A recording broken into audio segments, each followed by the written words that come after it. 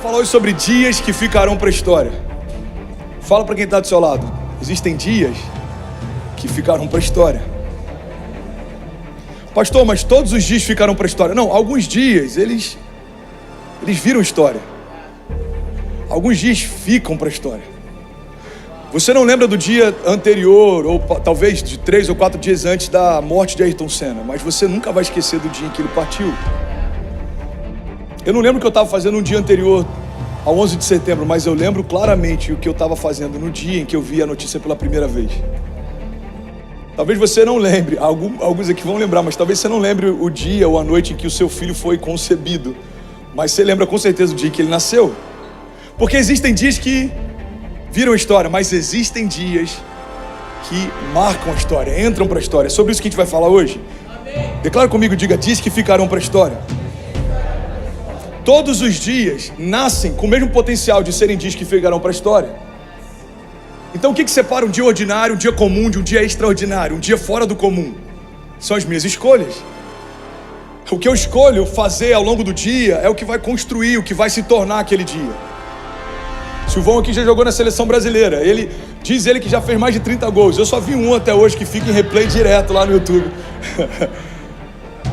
Mas certamente, você já jogou na Itália, em vários outros lugares. Certamente existem dias que você acordou e falou: hoje é um dia que pode entrar para a história. O time que perdeu vai lembrar da derrota, mas o time que ganhou vai lembrar para sempre daquele último passe, aquele lançamento, aquele toque que fez com que eles ganhassem.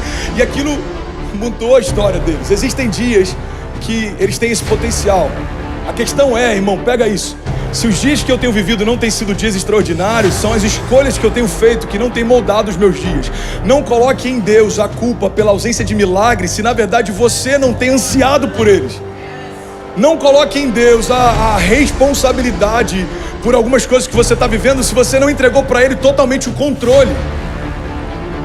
Pergunta que eu mais recebo: aonde está Deus no Covid? A pergunta que a gente tem que fazer é: onde está a nossa casa na África, nas favelas do Rio, no sul da Flórida? Onde você está? E o que você tem feito? Porque é fácil a gente perguntar o que Deus faz no macro quando a gente não para avaliar o que a gente não tem feito no micro. O que a gente está fazendo aqui é a construção de uma igreja, mas vai muito além de a construção de um templo religioso ou de uma igreja evangélica. A gente está aqui cumprindo um chamado, obedecendo um chamado. Ide por todo canto e pregue a toda criatura, batiza em nome do Pai, do Filho e do Espírito Santo. Jesus nos deu essa convocação. Então, o que a gente está fazendo é corresponder ao chamado dele. Onde estava Deus no Covid? Onde sempre esteve, assentado no seu trono. Agora, e se o Covid foi de fato uma arma biológica? A pergunta que a gente tem que fazer não é aonde estava Deus quando aconteceu, mas é como a gente, como igreja, vai se posicionar enquanto acontece. A gente decidiu se posicionar como um canal de cura. Milhares de testemunhos. Eu não estou falando de uma forma hipotética, não, milhares de testemunhos de milagres, de cura no ano passado. Por quê? Porque no ano em que a maior crise da nossa geração é saúde, a gente entendeu, a gente precisa se posicionar ainda mais como um canal de cura. Então qual é o meu papel? O meu papel é fazer escolhas que vão tornar cada um dos meus dias que entrarão para a história. Você está comigo? Diga amém. Pastor, me dá um exemplo de alguma escolha então que eu posso fazer que vai mudar o meu dia, que vai mudar a minha história. Irmão, você precisa começar pelo começo. Repete isso comigo, diga: eu preciso começar pelo começo. Precisamos dar um primeiro novo passo de fé. Às vezes a gente não dá o primeiro porque acha que a jornada é longa, mas se você der o primeiro, a tua preocupação no próximo passo é só dar o próximo, e o próximo, e o próximo, e o próximo. A verdade é que se Deus mostrasse pra gente todo o processo, a gente não entraria em alguns dos processos. Ele mostra o final e qual é o primeiro passo que você tem que dar.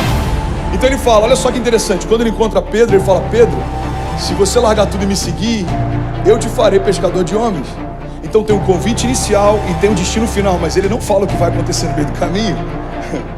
Quando ele fala com Abraão: Abraão, sai da tua terra, do meio da tua parentela, é o convite inicial.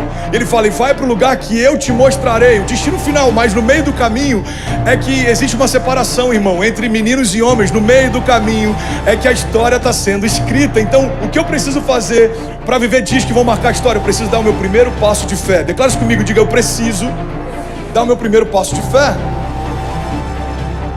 Novos passos de fé geram dias que ficam para a história. Quando Pedro deu um passo de fé, andar sobre as águas entrou para a história. Quando Davi deu um passo de fé, vencer um gigante entrou para a história. Quando Abraão deu um passo de fé, a sua descendência entrou para a história. Quando Jesus deu um passo de fé, a sua vida entrou para a história. Então, os milagres que os seus filhos vão viver, promessas que os filhos dos seus filhos vão viver, estão diretamente ligados a primeiros passos de fé que você vai dar, e isso vai mudar a história. Então, há 15 anos atrás, eu dei um primeiro passo de fé. Quantos pastores existiam na sua família, André? Nenhum. Deus me tornou o primeiro. Então eu não posso ficar falando, não tem nenhum pastor na minha família, não existe ninguém que tem pregado o evangelho na minha casa. Não, peraí, não tem ninguém, então Deus me chamou, eu vou dar o primeiro passo de fé. Eu vou começar a construção de algo que vai ecoar pelas próximas gerações. Sabe uma coisa que eu acho incrível? Olha para mim, irmão. Antigamente existia uma visão muito mais clara, principalmente entre homens, de construir patriarcado. Sabe qual era? Olha que louco isso. Você sabe qual que eram os filmes que inspiravam a minha geração? Homens de Honra, Coração Valente. A gente via aqueles filmes, O Patriota. Não é verdade? Chorava, mano, bem uau. Vale, quem falou pra gente? É um bom filme, esse eu não lembro de ter assistido. Pô, a gente era movido por valentia, muito bom. Agora, quais são os filmes dessa nova geração? Crepúsculo.